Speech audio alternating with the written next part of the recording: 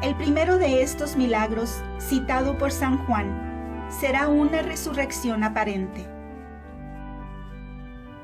En una de las guerras, en la que el anticristo se mostrará como si fuera montado sobre un carro de luz y fuego, será golpeado mortalmente en la cabeza. Durante un tiempo se le verá sin vida y como muerto. Después de pronto se levantará y su herida se curará instantáneamente.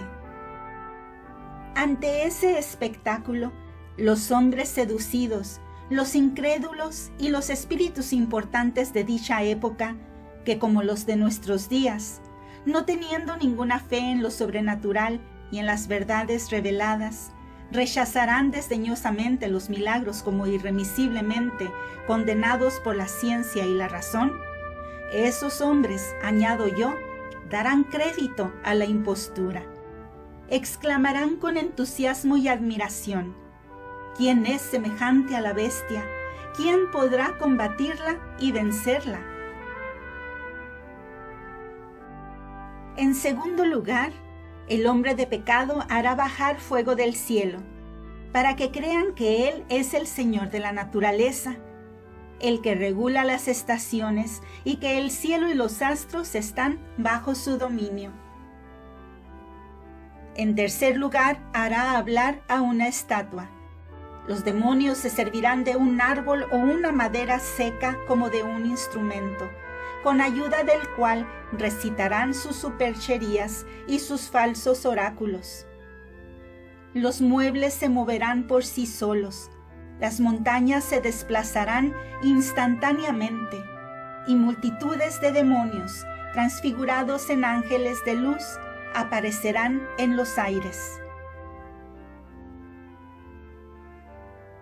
Y por entonces, por un incomprensible juicio de Dios, los librepensadores y los grandes escépticos de los últimos días se tomarán en serio estos juegos malabares y estas prestidigitaciones. Engañados por su presunción y su incredulidad, aprobarán, bajando la cabeza, todas las locuras de la nigromancia y de la adivinación, verificando ante la faz del mundo el oráculo de los libros sagrados. Los que se apartan de la verdad se adhieren al espíritu del error y a la doctrina de los demonios. En fin, también está escrito: el orgullo del hombre de pecado no tendrá límites. Abrirá su boca lanzando blasfemias contra Dios, blasfemando contra su nombre, su tabernáculo y los santos que están en el cielo. Se creerá en el derecho, dice Daniel, de cambiar los tiempos y las leyes. Es decir, que abolirá las fiestas y el descanso dominical, modificará el orden de los meses, su duración y la división de las semanas. Borrará del calendario los nombres cristianos para sustituirlos por el símbolo de los más viles animales. En una palabra, esta falsificación de Cristo será atea en toda la fuerza expresiva de la palabra. Hará desaparecer la cruz, sustituirá en todos los templos el sacrificio cristiano por ritos abominables. Los púlpitos sagrados serán enmudecidos. La enseñanza y la educación serán laicas, obligatorias, y en ellas Dios estará ausente. Jesucristo será desterrado de la cuna del niño, del altar donde se celebran los desposorios, de la cabecera de los moribundos. En toda la extensión de la tierra no se tolerará que se adore otro Dios que al ungido de Satán. Dios, en sus designios impenetrables, permitirá que los hombres soporten esta última y terrible prueba, para enseñarles cuán grande es el poder del demonio y cuán pequeñas son sus fuerzas. Ha querido dárnoslo a conocer para que desde ahora nos preparemos a resistir, recurriendo a Él mediante la oración, y proveyéndonos de las armas espirituales de la caridad y de la fe. Por otra parte, el anticristo está destinado a hacer resurgir y a manifestar con esplendor la fidelidad y la constancia de aquellos cuyos nombres están escritos en el libro de la vida, a los que a todas sus violencias y sus artimañas unidas no conseguirán hacer vacilar. Pero en otro aspecto, es cierto que esta perseverancia formidable constituirá un principio de ruina y la espada de la gran división, para que queden al descubierto las intenciones de muchos corazones. Las apostasías serán numerosas y los actos de resistencia valiente pocos. Está escrito que las virtudes de los cielos serán sacudidas y que las estrellas caerán. En otras palabras, se verá a los dirigentes de los pueblos doblar la rodilla ante aquel ídolo reinante. Y lo que es más desolador aún, entre los que enseñan la ciencia, los astros de la teología, las bocas de oro de la sagrada elocuencia, un gran número desertará de la verdad y se dejarán arrastrar por la corriente de la depravación.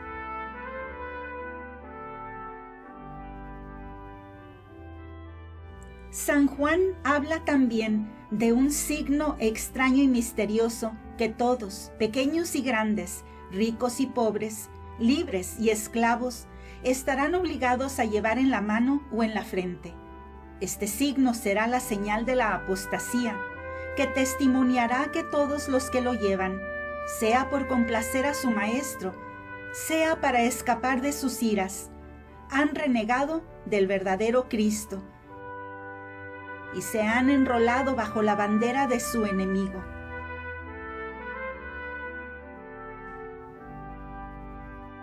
Los que lleven este signo de infamia gozarán en abundancia de las ventajas de la situación. Tendrán los mejores sueldos, los empleos públicos, profusión de deleites sensuales y de todos los bienes deseables. Los que rehúsen este sello de abominación serán puestos fuera de la ley. Está escrito que nadie podrá vender ni comprar si no lleva grabado el carácter, el nombre de la bestia o el número de su nombre. A todos los que no lleven esta marca se les prohibirá beber en las fuentes públicas. Se les declarará indignos hasta de ver la luz y de respirar el aire puro de la atmósfera.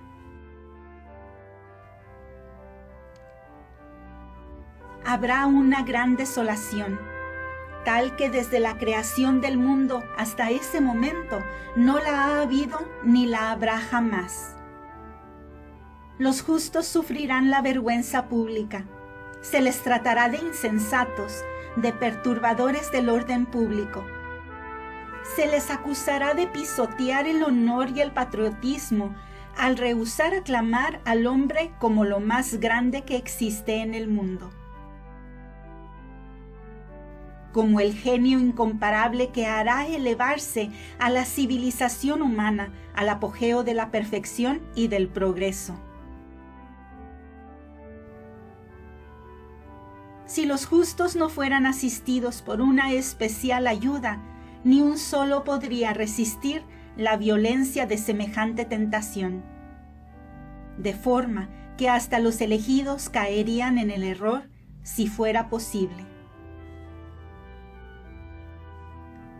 En los días nefastos de la Gran Revolución Francesa quedaron algunos asilos, lugares seguros a los que se podían acoger los condenados y los proscritos.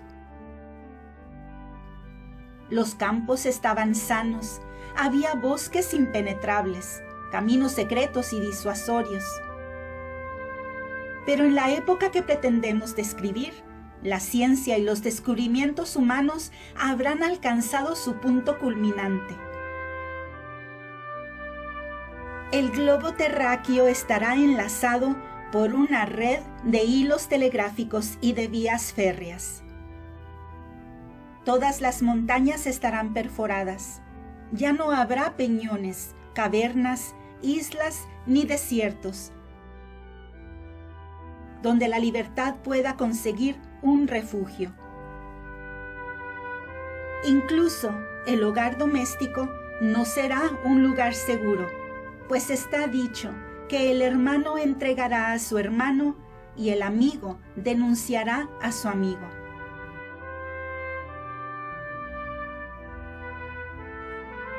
No es habitual en los libros sagrados entrar en detalles tan precisos y minuciosos cuando nos revelan el porvenir.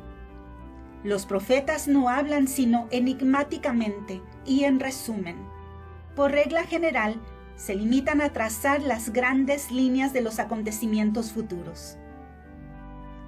Pero en lo que concierne a la última lucha que librarán los santos, los profetas inspirados han aplicado la máxima: los males previstos hieren menos. Y no han omitido nada de lo que podía fortalecer a los justos durante estos días de prueba y de gran calamidad.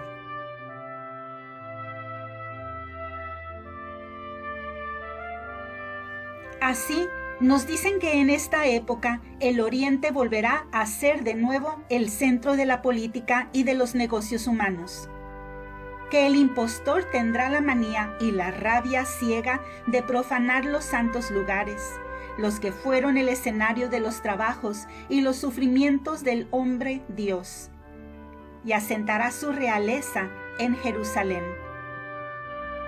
Pero, para consolarnos, nos dicen que Dios abreviará la duración de su poderío, que lo limitará a 42 meses, 3 años y medio. Sin duda que el número indicado por los libros sagrados no expresa la duración del tiempo que empleará el hombre de pecado para conquistar la tierra y conseguir su omnipotencia. No se puede suponer razonablemente que, a pesar de las fuerzas satánicas y sobrehumanas de las que estará investido, consiga ser el Señor del mundo un día. Es de pensar que no conseguirá la soberanía total, sino progresivamente, que necesitará un espacio de tiempo más o menos largo para someter a los pueblos y enredar al universo entero en la red tenebrosa de sus astucias y de sus seducciones.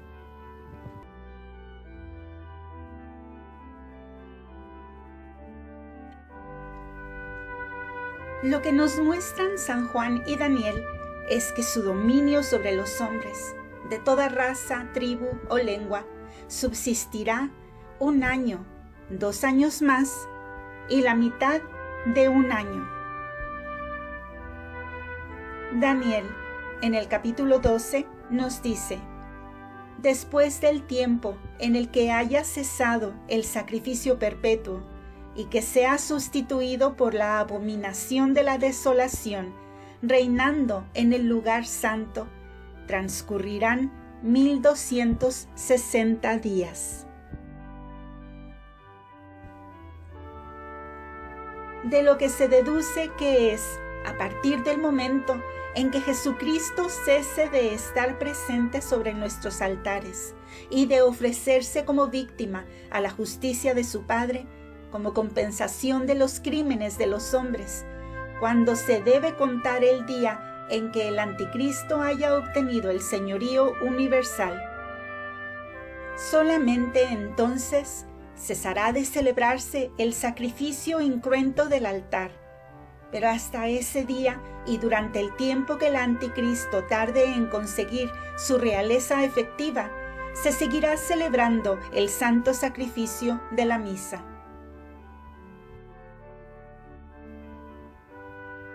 Además, San Juan nos dice el nombre del anticristo, pero ha juzgado útil decírnoslo en caracteres cifrados.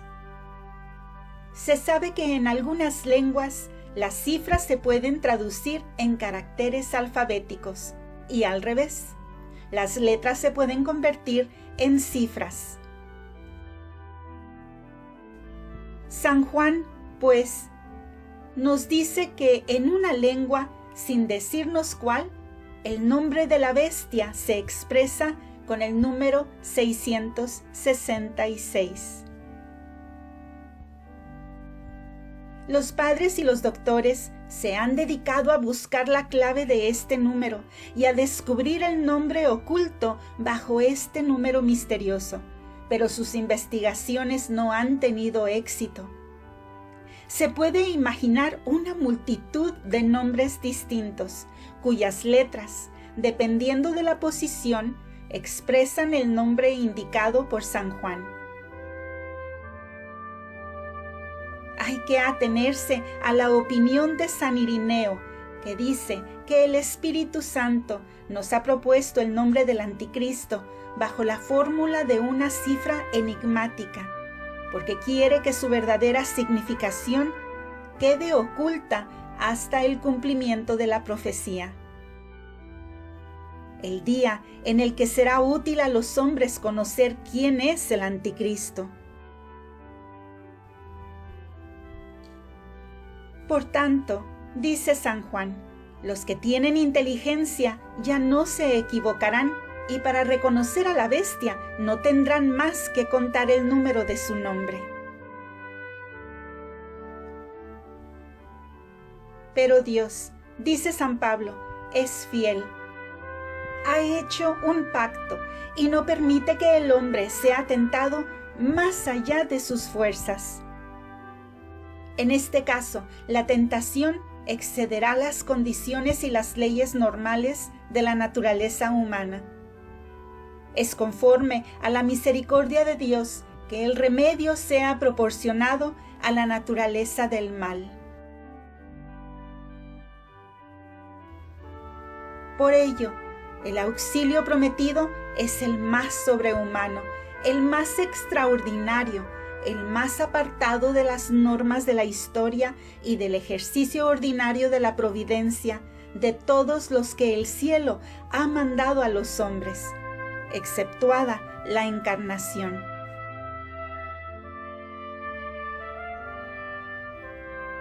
En el momento en el que la tempestad sea más violenta, momento en el que la iglesia estará sin piloto, cuando el sacrificio incruento haya cesado en todos los lugares, cuando humanamente todo parezca sin esperanza, se verán, dice San Juan, aparecer dos testigos. Estos dos testigos serán dos hombres extranjeros. Aparecerán en un abrir y cerrar de ojos en el centro del mundo, sin que nadie pueda decir cuál es su alcurnia, cuál es su origen, ni de qué lugar o de qué familia proceden. Veamos lo que dice San Juan en el capítulo 11 del Apocalipsis. Yo les daré mi espíritu y mi fuerza a mis dos testigos, y ellos profetizarán 1260 días, vestidos de saco. Estos son dos olivos y dos candelarios en pie, en presencia del Señor de la tierra. No hay lengua que pueda expresar la estupefacción que sobrecogerá a los hombres a la vista de estos dos hombres extraños a nuestras pasiones y a nuestros afanes, que han vivido el uno 6000 años, el otro 30 siglos, en no sé qué región etérea bajo el firmamento y sobre esferas inaccesibles a nuestros sentidos y nuestro entendimiento. Ni uno ni otro de estos testigos son extraños a la familia humana. Uno de estos candelabros y de estos olivos es Enoc, el tatarabuelo de Noé, antepasado en línea directa de todo el género humano. El otro es el profeta Elías, el cual, como dijo el Salvador, está destinado a restaurar todas las cosas. volverá por segunda vez para reprimir la oleada de la impiedad más impetuosa y más desbordada que en tiempos de Acab. Es, por tanto, la hora de la redención de Israel. El gran profeta va a convencer a los descendientes de Abraham de la venida del Mesías, a quitarles la venda de ignorancia y tinieblas que después de 19 siglos sigue cegando sus ojos. ¿Cuál será la apariencia y la actitud de estos que vienen de otros tiempos? ¿Qué majestad antigua resplandecerá en su persona? ¿Qué acentos inspirados brotarán de sus labios? De esto no nos dice nada la Sagrada Escritura. Nos dice que profetizarán durante 1260 días, vestidos de sayal, llevando en sus vestiduras y sobre su rostro la imagen de la humildad y la penitencia. Según Daniel, la duración de la persecución del anticristo será de 2290 días. Por tanto, la predicación de Enoc y de Elías durará menos de 30 días. De donde se deduce que aparecerán en el momento en que la persecución esté desencadenada con mayor violencia. ¿Cómo conseguirán, en un espacio de tiempo tan limitado, dar testimonio en todos los lugares habitados y recorrer toda la extensión de la tierra? Respondemos que no es necesario que visiten todas las ciudades.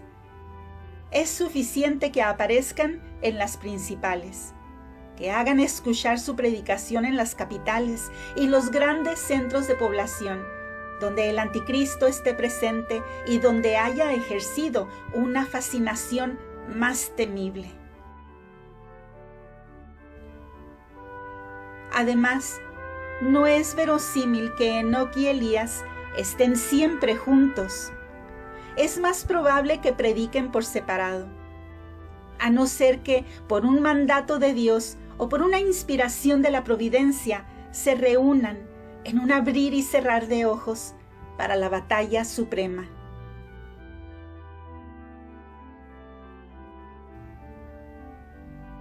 Sin duda, al principio, los hombres incrédulos se negarán a admitir su identidad. Intentarán atraparlos, tratarlos como comediantes y falsos visionarios. La opinión les colmará de comentarios satíricos y de sus desdenes. Los periódicos públicos se obstinarán en no mencionarlos y simularán que no los conocen. El perseguidor, espumando de rabia, intentará matarlos, pero mientras dure su misión, estarán protegidos por una fuerza superior. Así lo dice San Juan en el capítulo 11, versículos 5 al 6. Y cuando alguien pretenda hacerles mal, saldrá fuego de su boca que devorará a sus enemigos, y si alguien les ofende, será herido de muerte. Estos hombres tendrán la misión de cerrar el cielo para que no llueva durante toda la duración de su misión profética. Tendrán el poder de convertir las aguas en sangre y de castigar a la tierra con todo tipo de plagas, cuantas veces lo quieran. El Evangelio no precisa tanto los éxitos y la eficacia de estos dos grandes testigos, pero se puede atisbar que ellos desengañarán a una multitud de hombres seducidos y que atraerán a la mayor parte de los que, por miedo o por ambición, se hayan apartado del culto del verdadero Dios. Es necesario que su predicación tenga un poder que ninguna otra palabra, salvo la del Evangelio, ha tenido jamás, ya que vencerá la obstinación de los judíos, los cuales, cediendo al esplendor de los prodigios y a la evidencia de las pruebas, volverán bajo el cayado del pastor de pastores para formar con los cristianos un solo rebaño y un solo redil. Sin embargo, Dios no concede sus gracias sino con medida. Cuando se haya hecho la luz, cuando los hombres hayan conseguido plenamente la capacidad de discernir la verdad del error, entonces Dios, en su sabiduría, suspenderá el milagro. Esta es una ley constante de la providencia. Se realizó antaño respecto a Sansón. Una vez humillados y derrotados los filisteos, Dios le retira su espíritu y la fuerza prodigiosa que le había otorgado. Respecto a Juana de Arco, el cielo procede de igual manera. Una vez cumplida su misión, una vez derrotados los ingleses y repuesta la corona sobre la frente de Carlos VII, su genio y su habilidad guerrera parecieron eclipsarse. Fue hecha cautiva y volvió a las condiciones comunes de la vida humana. Así sucederá con Enoc y Elías. Por otra parte, el prolongar los milagros no tendría otro efecto que el de seguir endureciendo a los obstinados que hayan rehusado prestar un oído y un corazón dóciles a su palabra. En fin, los dos testigos, aunque su edad actual sea en uno 6,000, en el otro 3,000, no están muertos, y es importante que sellen su testimonio con la efusión de su sangre y que soporten la ley de la naturaleza humana, de la que ni el mismo Cristo se quiso librar. He aquí lo que sucederá según San Juan, capítulo 2. Y cuando hayan acabado su testimonio, la bestia que sube del abismo les hará la guerra y los matará, y sus cuerpos yacerán en las plazas de la gran ciudad, llamada espiritualmente Sodoma. Allí donde también fue crucificado su Señor. Los hombres de las tribus y los pueblos los verán durante 3 días y medio y no permitirán sepultar sus cadáveres.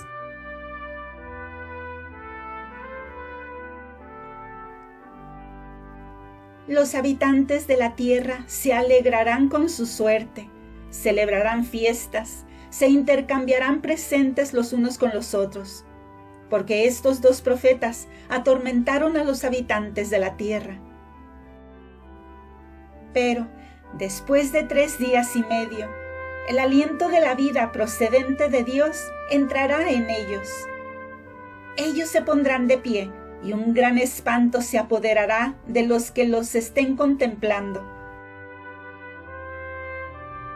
A esta misma hora sucederá un gran temblor de tierra, y la 10ª parte de la ciudad se derrumbará. 7,000 personas perecerán en el terremoto, y el resto, sobrecogidos de espanto, darán gloria al verdadero Dios. San Juan no nos indica cuál será la suerte del anticristo, pero San Pablo nos enseña que el Señor Jesús lo aniquilará con el aliento de su boca y con el esplendor de su venida. Muchos han concluido de este pasaje que Jesucristo descenderá en persona para derrotar a su gran adversario, y que este día será aquel en el que aparezca con su gloria y su majestad. Pero esta interpretación es poco exacta. Santo Tomás y San Juan Crisóstomo explican estas palabras: al que el Señor Jesús destruirá con el anuncio de su venida. en el sentido de que Jesucristo sorprenderá al anticristo con un esplendor deslumbrante que será como un presagio o un signo de su segunda venida.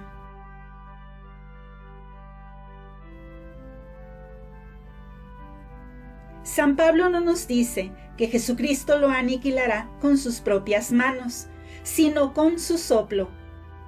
Es decir, como explica Santo Tomás, en virtud de su poder, por el efecto de su poder, ya sea como quieren algunos, que se sirva del arcángel San Miguel como ejecutor, ya sea que haga intervenir otro agente visible o invisible, espiritual o inanimado. Lo que es cierto es que en un instante Satán será expulsado a las tinieblas del abismo. El reino del malvado será destruido totalmente. Y su poder, que aspiraba a elevarse hasta las estrellas, se desvanecerá como una nube de humo.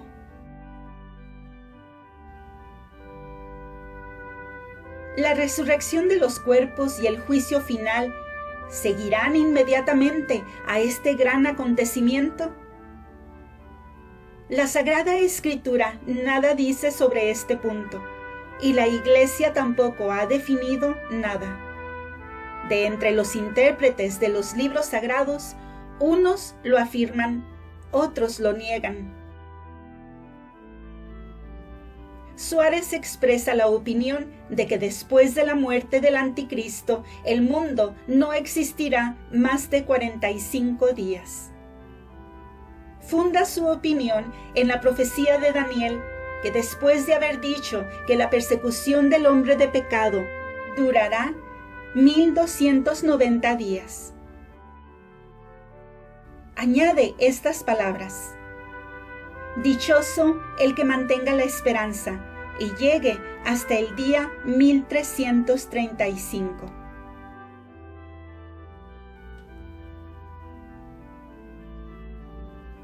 Pero esta opinión no parece la más segura. El parecer más acreditado y que da la impresión de ser el más conforme con las Sagradas Escrituras es que después de la caída del anticristo, la Iglesia Católica entrará en una era de prosperidad y de triunfo. En efecto, San Pablo, el apóstol inspirado, el que de todos los hijos de Israel ha visto más claro el futuro y los destinos de su pueblo, no parece afirmar claramente esta doctrina, retrasando los efectos de la gracia y de la bendición concedidos para la conversión de los judíos, que según la profecía de Malaquías, no serán devueltos a la verdad, sino por la iluminación de la predicación de Enoc y Elías. Poseído por un santo delirio, escribe: si la caída de los judíos, dando ocasión a la conversión de los gentiles, fue fuerza para la Iglesia y riqueza para el mundo, su resurrección cuánto la enriquecerá ante el mundo. Y si su ruina se convirtió en salud para la humanidad, ¿qué será su vuelta sino una resurrección de la muerte a la vida para el mundo? Son palabras precisas y no parece que den lugar a ninguna duda. Concuerdan con las de San Juan. Y vi, dice, a los que habían vencido a la bestia y a su imagen. Cantaban el cántico de Moisés y el cántico del Cordero. En otras palabras, los cristianos y el resto de los judíos tienen un mismo espíritu, una misma fe. Dirigen al Hijo de Dios las mismas alabanzas y las mismas bendiciones.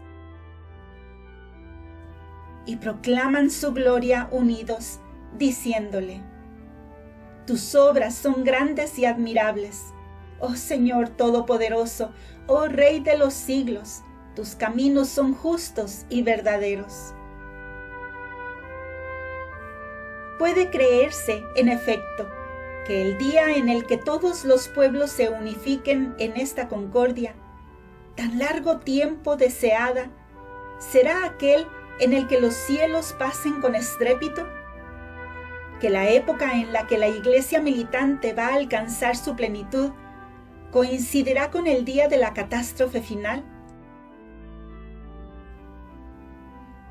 Jesucristo habría hecho renacer a la Iglesia con todo el lustre y brillo de su hermosura, solo para secar inmediatamente las fuentes de su juventud y de su inagotable fecundidad.